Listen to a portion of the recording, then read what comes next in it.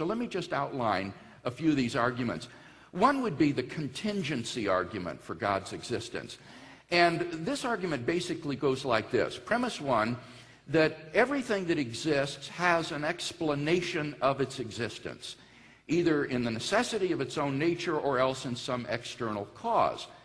Secondly, the universe exists. So from those first two premises, it follows that the universe has an explanation for its existence, either in the necessity of its own nature or else in some sort of an external cause. The third premise is that the best explanation for the existence of the universe is a personal, transcendent mind, from which it therefore follows that a personal, transcendent cause of the universe exists. Now that's just an outline of the argument. In order to flesh it out and defend each premise, you'd have to do more work. This is one of the most popular and oldest arguments for the existence of God in Western philosophy. And I was shocked in Dawkins' book, he doesn't even talk about this argument. He just completely ignores it. And yet I think this is a very good argument for thinking that there is a personal, transcendent cause of the universe that explains its existence. Okay, so when you talk about a transcendent personal cause, just explain that to us briefly. The idea here is that everything that exists has some kind of explanation why it exists. Either it exists by a necessity of its own nature. What would be an example of that? Well, many philosophers think that mathematical objects exist in this way, things like numbers and sets and other mathematical objects. If these things exist, they don't have causes of their existence. They simply exist by a necessity of their own nature. It's impossible for them not to exist. Other things are contingent in their existence. That is to say, they have external causes for why they exist, that explain why they exist. Examples would be things like mountains and people and trees and chairs and galaxies. These have external causes. And the point is that everything that exists has an explanation that exists, why it exists, either in an external cause or in some sort of necessity of its own nature. So that's what we mean when we talk about an explanation of something's existence. And the argument is that since the universe doesn't exist by a necessity of its own nature, the universe is not a necessary being like a mathematical object. It must have an explanation in an external cause. And this cause would have to be something that is beyond the universe, and therefore beyond space, beyond time, beyond matter and energy, a non-physical, immaterial, spiritual entity which has brought the universe into being. And the only thing that we know that could fit that kind of description would be an unembodied mind, a consciousness, a sort of transcendent consciousness without a body that brought space-time and all of its contents into existence. Okay, so you're moving now into the argument from creation, the cosmological argument, a little bit in the sense that we're saying now this uncaused cause, this thing that didn't have to be here is here. So we'll talk about the second argument that I know you present, which is the cosmological argument. Right. It's closely related to this argument. The first argument, the contingency argument, doesn't presuppose that the universe had a beginning. The universe could have always been there, for all this argument cares. But it's saying that since anything that exists has an explanation, there must be an explanation for why, say, an eternal universe exists, rather than just nothing. And that would be found in, as I say, a transcendent cause. Now, the second argument, the cosmological argument, focuses on the beginning of the universe. And it goes something like this. Premise one is that whatever begins to exist has a cause. Things don't just pop into being from nothing. Secondly, the universe began to exist. And this is supported by both philosophical arguments and contemporary science. And from that it follows, number three, that therefore the universe has a cause.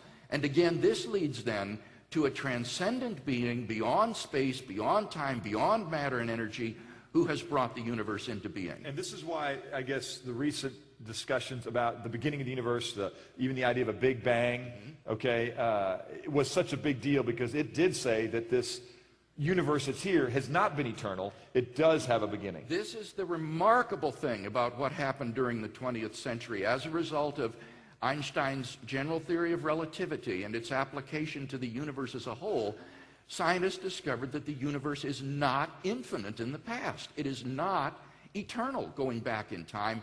It had a beginning, which is an absolute beginning, not only of our universe, but of all matter and energy, of physical space and time themselves, and therefore, as I say, points to a transcendent cause beyond the Big Bang, beyond the universe. Okay, now playing the role of the skeptic, that's okay. So the universe had a beginning, we're fine with that, but the beginning was so, I can't say infinitely long ago, but let's just say immeasurably long ago that I'm going to argue that maybe through time and through chance and random events that we've brought about this fine-tuned universe that we have, which gets into the third argument for the nature. Yeah, that's the third argument. Now, if we stick to the second one, it's not immeasurable in the past. It's about 13.7 billion years ago, a finite time, and it wasn't as though there were random events occurring in time. There was no time. Time and space come into being at the moment at which the universe begins.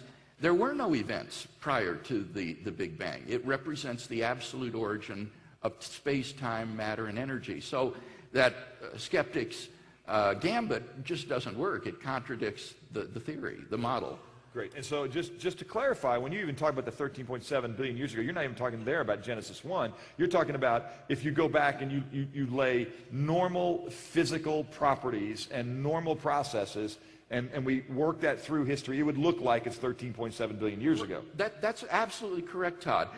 There is a kind of cosmic time that, as scientists call it, or astronomers call it, that measures the duration of the universe. The universe is like a clock. I think it's God's clock. It measures the amount of time since the beginning, and that's about 13.7 billion years, according to current astronomy. That is the time that the universe has existed. It's just incredible to think that this has been discovered, but this is what contemporary cosmologists say.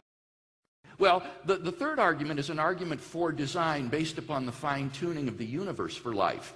And it goes something like this. Premise one, the fine-tuning of the universe for intelligent life is due to either physical necessity, chance, or design.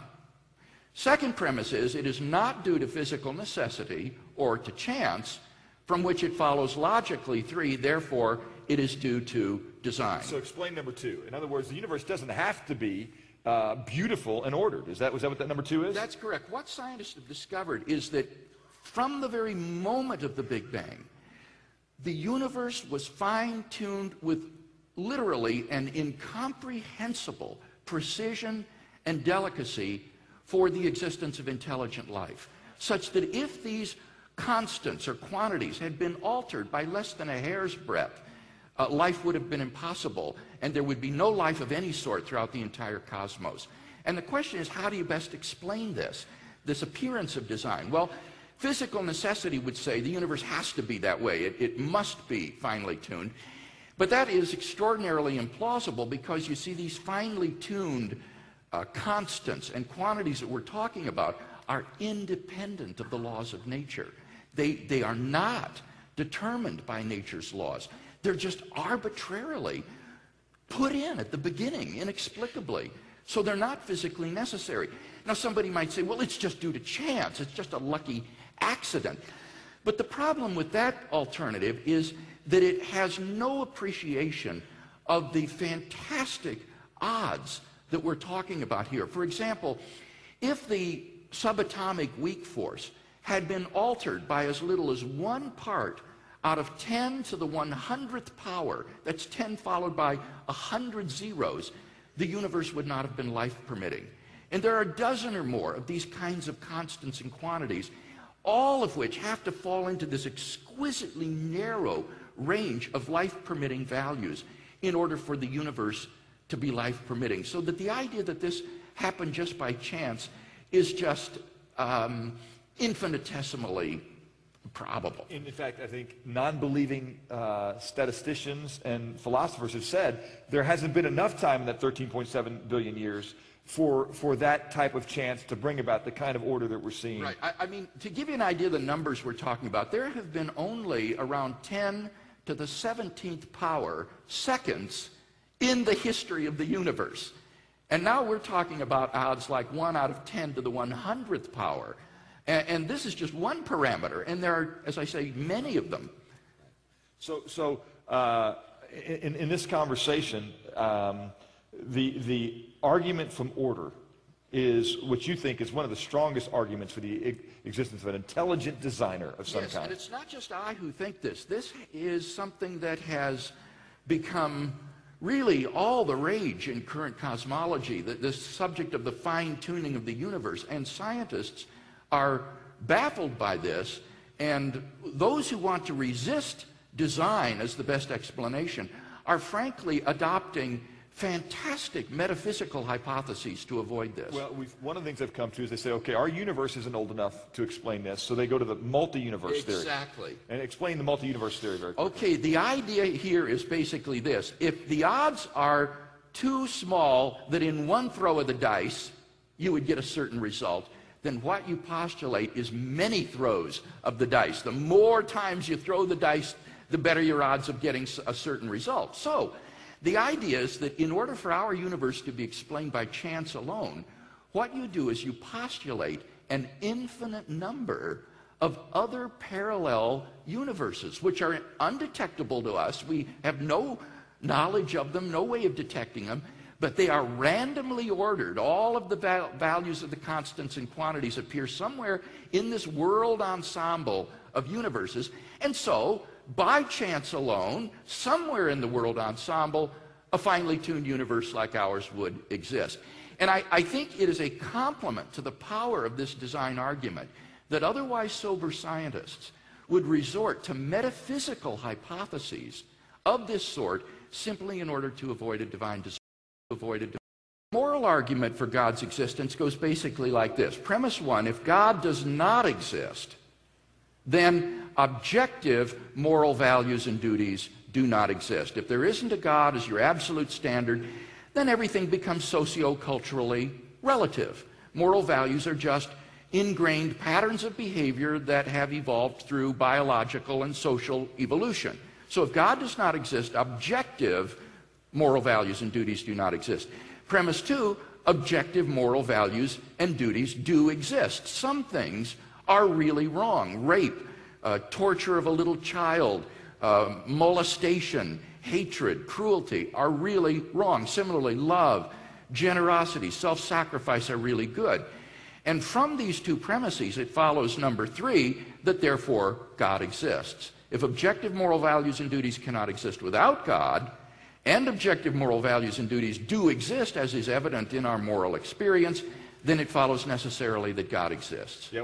So what would you say very quickly to somebody who says, and Hitchens says this, we'll talk about him in a second, he's saying, look, I don't need the idea of God to make me good. Why do you insist that I've got to believe in God to be good?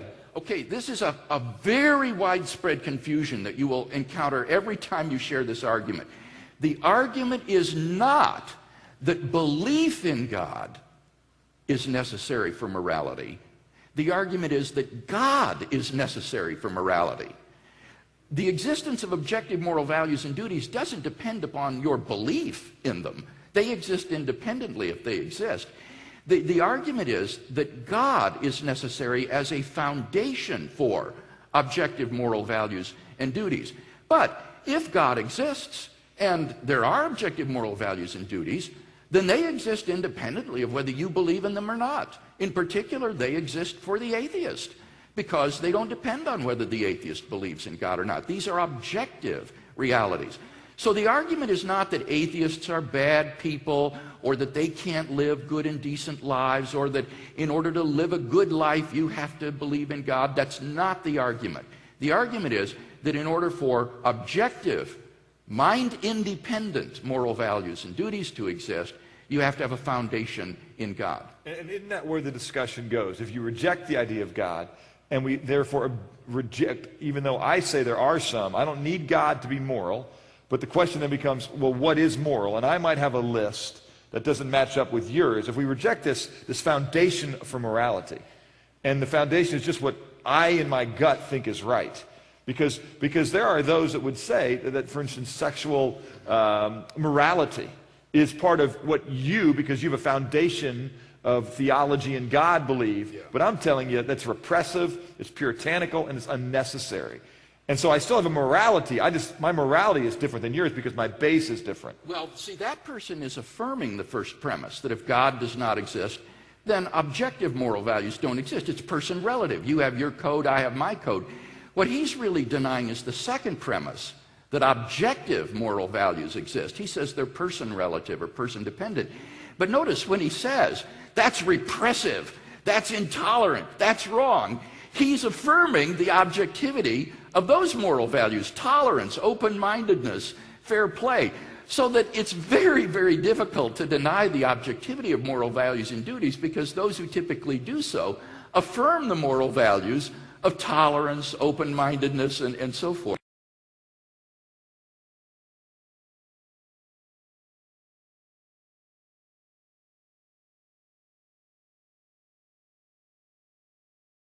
Make a transition. All right. Why do I have to swallow this Christian God? Because this now is much really real I want to get. Okay, you've convinced me there's a God. All right. All right, and so some of the other arguments from God we'll not go into right now, the ontological, but the Christian God. Right. What I've said so far is consistent with a sort of generic monotheism that Jews and Christians and Muslims would all be happy to affirm, that there is a creator and designer of the cosmos who is the source and locus of absolute moral value. Now the question is, which of these monotheisms is true, if any? And what I would argue is that God has revealed himself decisively in the person of Jesus of Nazareth, who claimed to be the Son of God and the absolute revelation of God, and whose radical personal claims were publicly vindicated by God by raising him from the dead. So you're going to run right to the resurrection? Yes. Okay. So the resurrection, Paul had a point when he said, and so should you, all right? But Paul said, look, if the resurrection didn't happen, we above all men are to be pitied, we above all men are fools. So the resurrection event. Let's I know you have a slide in case we got here. So let's walk through what you think are the best arguments for the resurrection of Jesus. Because if the resurrection event happened, it does seem to set him apart. Oh, it does, clearly. All right, as a result of my doctoral work on the historicity of the resurrection in Munich, I discovered that there are 4 facts which are acknowledged by the wide majority of New Testament historians today. And I want to emphasize this. It's not just evangelical or conservative scholars that recognize these facts. This is the broad mainstream view of New Testament criticism today. And these facts are, number 1, that Jesus was buried in a tomb by Joseph of Arimathea, that this tomb was then discovered empty by a group of his women followers on the Sunday morning following the crucifixion, that thereafter various individuals and groups of people experienced appearances of Jesus alive from the dead, and fourthly, that the origin of the Christian faith owes its existence to the belief of these early disciples that God had raised Jesus from the dead, a belief that they came to share sincerely and suddenly, despite every predisposition to the contrary. And so the fact is, how do you best explain these facts? And I would... All right, let me just interject here, because my question is this. So you're saying the historicity of that event is not a live discussion? Well, it's a live discussion. I don't want to say this is unanimous, but what I said is that it is the majority view by far. And what would you say about this event in antiquity and how it compares to other things that nobody has any issue with, whether or not they believe with Luther in the 1600s, or taking it back further to the Caesars in BC Rome, that they existed, and the acts of Mark Antony and all that? Well, it's difficult to compare totally different events in terms of their evidential attestation. But N.T. Wright, a very prominent New Testament historian, in his book on the resurrection of Jesus, After about 700 pages of discussion, he says that in his professional opinion, the empty tomb and the post-mortem appearances of Jesus are so well attested as to be virtually undeniable and are comparable to the fall of Jerusalem in AD 70 or the reign of Augustus Caesar. This is just astonishing that the evidence for the resurrection would be comparable to indisputable events like these. So somebody that says that the only reliable testament to that is the New Testament, that would not be an informed position. Well, it's not that it's an uninformed position, it's that it is based upon a false presupposition, and that is that the New Testament documents somehow shouldn't count as historically reliable documents. And that's simply a false presupposition. When New Testament scholars look at the New Testament, they aren't treating it as a wholly inspired book. They're treating it as what it originally was, just a bunch of separate documents, letters, biographies, and so forth, written in the Greek language, handed down out of the first century, telling this remarkable story about Jesus of Nazareth. And we have far more historical information about Jesus of Nazareth than we do for most major figures of antiquity. Yep, that is key, because I think that's where folks go. They go, well, you can't believe those guys because they're part of the conspiracy. Right. Okay. That's uninformed. It is uninformed. Yeah. And give me your best 15 seconds on why that's uninformed. Well, this used to be held back in the late 18th century among certain English deists and German rationalists. And basically, it was exploded and rejected universally by scholars since then for a couple of reasons. One is that it is anachronistic. It reads the disciples' situation through the rear-view mirror of Christian history, thinking that they would fake a resurrection so that Jesus could be the Messiah, rather than putting yourself in the shoes of these disciples themselves.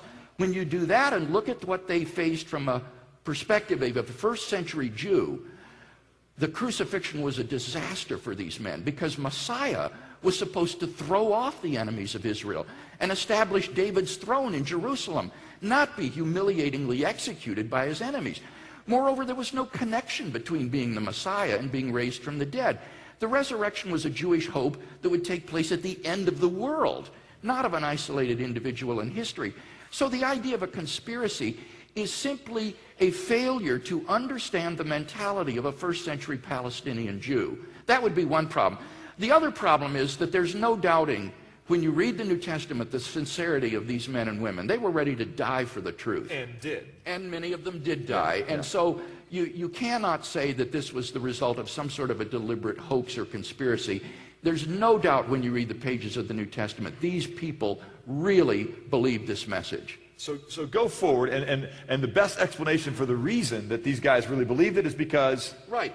I think the hypothesis, God raised Jesus from the dead, which was their explanation, the one the eyewitnesses gave, is the best explanation. And what I would do here is compare the resurrection hypothesis with alternative hypotheses, like the conspiracy hypothesis, the wrong tomb hypothesis, the hallucination hypothesis, and you would assess these hypotheses using the standard criteria that historians use. And I think what you'll find is that the resurrection hypothesis has greater explanatory power, wider explanatory scope, greater plausibility, it's less ad hoc or contrived, and so on and so forth, and so emerges as the best explanation. Okay, wonderful. Anything else in the resurrection that you throw out? Just as I point out in premise 3, the hypothesis that God raised Jesus from the dead entails that the God revealed by Jesus of Nazareth exists, from which it follows that therefore the God revealed by Jesus of Nazareth exists. That is to say, the true God is the God revealed and proclaimed by Jesus of Nazareth. This is the second great book that has rushed onto the world in the last 4 or 5 years. It's Christopher Hitchens' God is Not Great. Because this God that Jesus speaks of, this God that Jesus claims to be, lets unspeakable horrors exist. We know about the girl recently in California for, 18 years, was kept in a shed and birthed 2 children who grew up in a shed. I can go on and on. It takes no creativity to list all the horrors that we're consistently exposed to in the media today. And God is sovereign over that? I mean, you've got to be kidding me. If that God is God, then he is my devil, has been famously said. Right. And so Hitchens is there to say not only is he immoral, he is irresponsible and asleep. Yes. I would respond to this by saying we need to draw some distinctions here concerning what philosophers have called the problem of evil or the problem of pain and suffering. I think there's a distinction, Todd, between this problem as an intellectual problem and this problem as an emotional problem. And I think emotionally there's certainly no doubt that the evil and pain and suffering in the world occasion great doubts that God exists. But I have to say that when I consider the problem philosophically as a purely intellectual problem, I think it's extraordinarily difficult for the atheist to mount a convincing argument that the evil and suffering in the world renders God's existence either impossible or improbable. Okay. Lay that on us. There are different versions of the intellectual problem of evil. One is the logical version, and basically what it says is that God and evil are logically incompatible with each other. They're like the immovable object and the irresistible force. They can't both exist. If one exists, the other doesn't exist. It can't exist. And since evil obviously exists, it follows that God cannot exist. Now, the problem with this argument is that there's no contradiction between saying God is all-powerful and all-loving and evil exists. There's no explicit contradiction there. So if the atheist is saying these are implicitly contradictory, he must be making some hidden assumptions that would bring out this contradiction and make it explicit. So the question is, well, what are those hidden assumptions that the atheist is making? And it seems to me that there are two. He's assuming that if God is all-powerful, then he can create any world that he wants. And secondly, he's assuming that if God is all good, that he would prefer to create a world without evil or without suffering. And both of these hidden assumptions need to be necessarily true in order to show a contradiction between God's existence and the evil in the world. And the problem is that neither of those assumptions appears to be necessarily true. For example, does God's being all-powerful mean that he can create just any world that he wants? Well, not if he chooses to give creatures free will. It is logically impossible to make someone do something freely. That is as logically impossible as making an unmarried bachelor or square circle. So there may well be worlds that are impossible for God to create, because in them the creatures would freely perpetrate evil and harm upon each other. And if God wants a world to have significant moral agents in them who achieve moral goodness, he may have to put up with a good deal of moral evil as well. So that first assumption is just not necessarily true. And similarly, the second assumption, if God is... Let me interject with that. So what you're basically saying is that because God's going to create a perfect and good creation, that perfect and good creation must have in it creatures that have the ability to do things that are good, which include love. And in order to be able to love, you've got to have the ability to choose to not love. That's exactly right. In order for there to be moral goodness in a world, you've got to have more than robots or puppets. You've got to have free agents. And once you do that, then things can get out of control, in the sense that these agents can perpetrate evil and harm upon one another, which God could prevent only by removing their freedom of the will, in which case he removes moral goodness as well. Which makes it a moral world, which is not a perfect world. Right. It would be a world without any sort of moral goodness. So it's simply not true that God's being all-powerful means that he can just create any old world that he desires, as the atheist seems to assume. And the second assumption I don't think is necessarily true either. That is that if God is all good, then he prefers a world without evil and suffering. We all know cases in which we permit evil and suffering to occur for some greater good that can be brought about. C.S. Lewis once remarked, I think very aptly, what do people mean, I'm not afraid of God because I know that he is good? Have they never even been to the dentist? And of course, Lewis wrote that before Novocaine was used when they drilled on your teeth. We know cases where we allow pain and suffering to occur for some sort of greater good. Every parent, I think, knows that fact. So that second assumption just isn't true either. And therefore, the atheist has failed to show any sort of logical inconsistency between God and the existence of evil.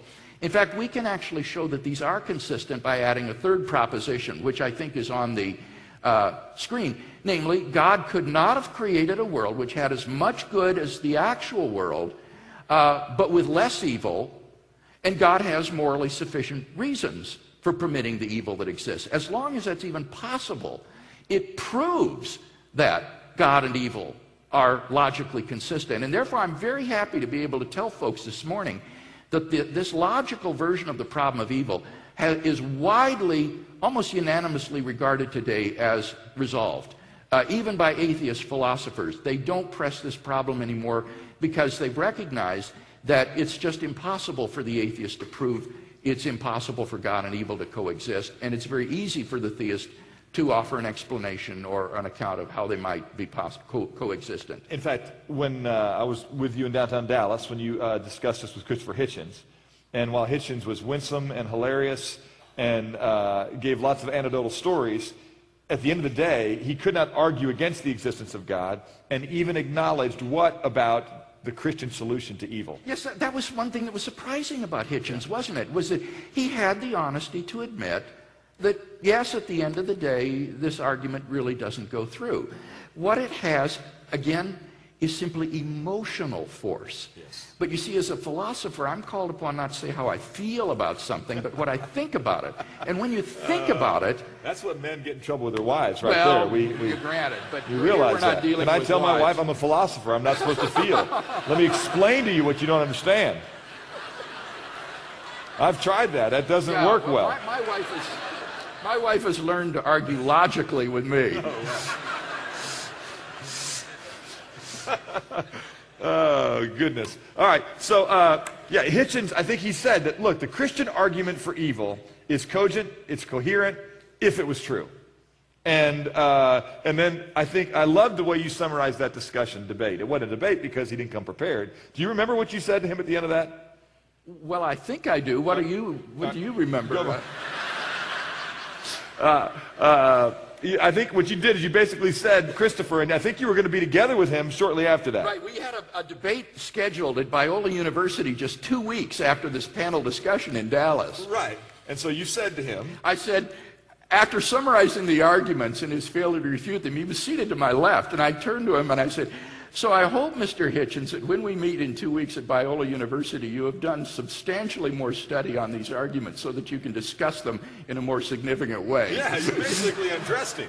You basically said, you just acknowledge that everything I've said is true. You're not, what you have is no really philosophical or intellectual support, and I couldn't even debate you. And the funny thing is, he didn't do that homework. No, of course. He showed up unprepared at Biola as well. Because what Bill Maher does, what Christopher has done is, you're right, they appeal to the emotion. Yeah. They use humor to distract. Ridicule is one of their most important weapons. Satire and ridicule.